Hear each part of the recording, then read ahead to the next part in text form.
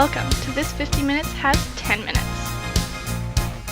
From the Canadian Broadcasting Centre, here is your host, Edward Sloan.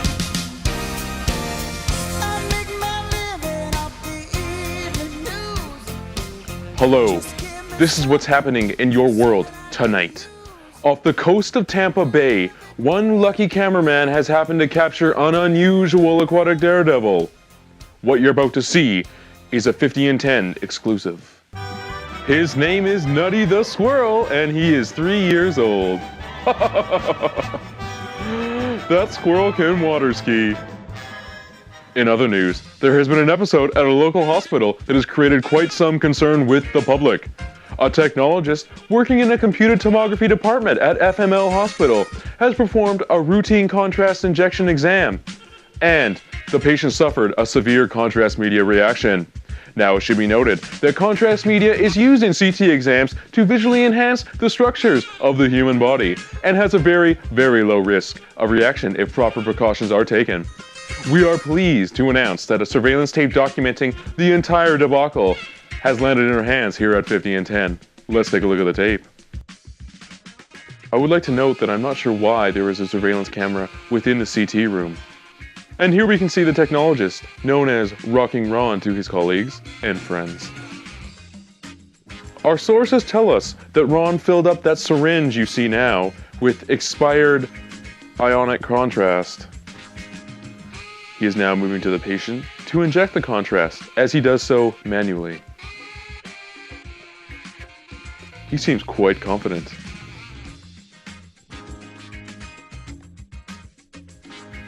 She seems quite uncomfortable. I do not think she's enjoying this. And here comes Ron to help her. Oh no, to give her a high five. Not what she needed. Oh dear. It seems she's going into what the health community refers to as a Cesar. I think they might have a lawsuit on their hands.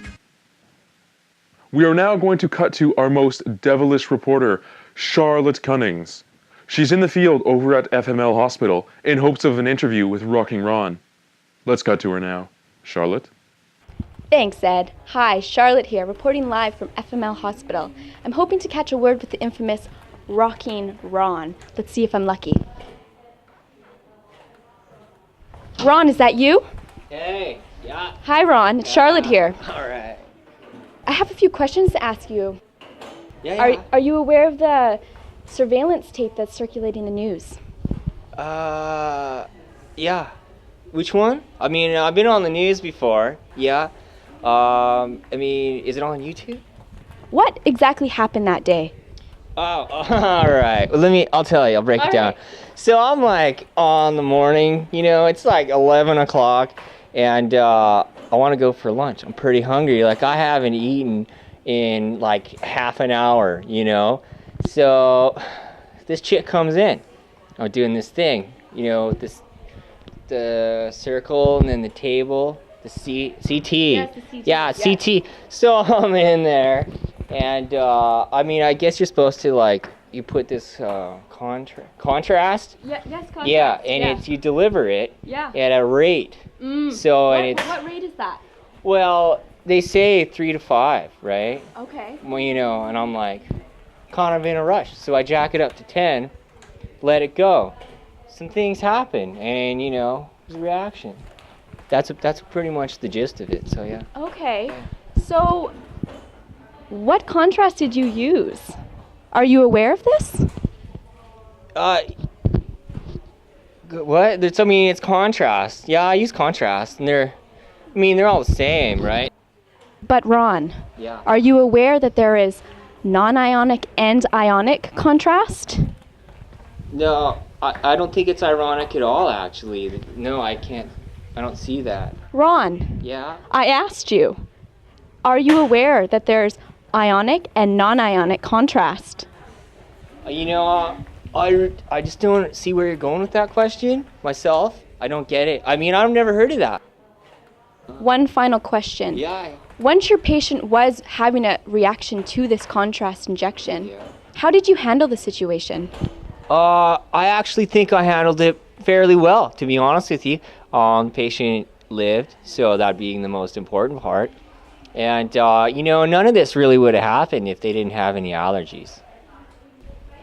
Okay. Thank you so much, Ron. Yeah, anytime. Okay. All right, Charlotte Cunnings reporting live from FML Hospital. Back to you, Ed. Nice guy. Hope he never does my CT exam. What's that, Baxter? Come again? I've received word that Charlotte Cunnings has an interview with a patient shown earlier in the surveillance tape. She's going to talk to us about what happened during her reaction in the room with Rockin Ron. Let's cut to her now. Back to you, Charlotte. Hi, I'm here with the patient who had the contrast media reaction. Hi, Trixie. I was hoping I could get a few words with you about the exam. Yeah, of course. So what happened that day? Tell me a little bit about how you felt. Well, at first, I was just warm and flushed all over, but then I started to feel really bad. I got cold and clammy, and my heart started racing. It was really scary. I tried to tell the tech something was wrong, but I think he had headphones on, and he wasn't paying attention to me. And then he gave me a high five. I don't think he knew what was going on. And then I started to feel even worse. I felt nauseous and lightheadedness, and I couldn't breathe very well. It was bad. Oh my, that sounds horrible. So, why do you think this occurred? Well, I do have kidney problems, and diabetes, and asthma. But the tech never asked me. Wow, that's quite the list. You know, this sounds like negligence to me. I think we better have a word with an expert. Back to you, Ed. Why, yes, Charlotte, that's quite the list. We now have an exclusive interview with Dr. Kitsy Lee Miller, a leading specialist in contrast media reactions. Our very own Vivica Brown is there to report. This is Vivica Brown reporting for This 50 Minutes Has 10 Minutes. I had a chance to speak with a specialist who has over 20 years experience in contrast media reactions. This is what she had to say on the catastrophic event that took place at FML Hospital. I've watched the surveillance videos. I was really quite shocked. I really just can't believe what I saw. It seems Ron used expired ionic contrast media at a ridiculously high rate. Not to mention, the contrast should have been administered by an injector, and the injector would have regulated the amount and the rate of contrast. Really, Vivica, the whole situation could have just been completely avoided, assuming the proper protocol was in place. So, doctor, can you tell us a little bit about contrast media? I certainly can, Vivica. Basically, there's two types. There's ionic and then there's non-ionic. Most hospitals today consistently use non-ionic contrast media as it produces less reactions than the ionic contrast. This is, again, why techs should be constantly aware of their patient status and observe them for signs that would indicate a reaction. And what kind of signs would we be looking for?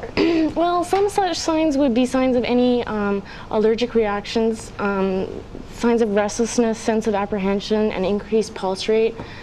White, clammy, maybe weakness, or a change in any thinking ability. Cool, clammy skin, itching skin. It really depends how they present. A rash, hives, throat constrictions, troubles breathing, a fall in blood pressure. These are just some common signs. What is the proper protocol for most hospitals regarding contrast media exams? Well, generally a questionnaire is used. It's given to the patient and it would cover the patient's history. Contraindications that would be indicated on the test would be such things as the elderly, a medical condition that the patient may have, such as diabetes, asthma, CHF, multiple myeloma, or a condition that would compromise the kidneys. Basically, any testing or questionnaire, it would weed out any high-risk patients. Some hospitals would use a point system to measure the risk associated with contrast exams on the patient. For example, CHF would be a 5-point on the system, and the more volume of contrast that would be used would incur more points on the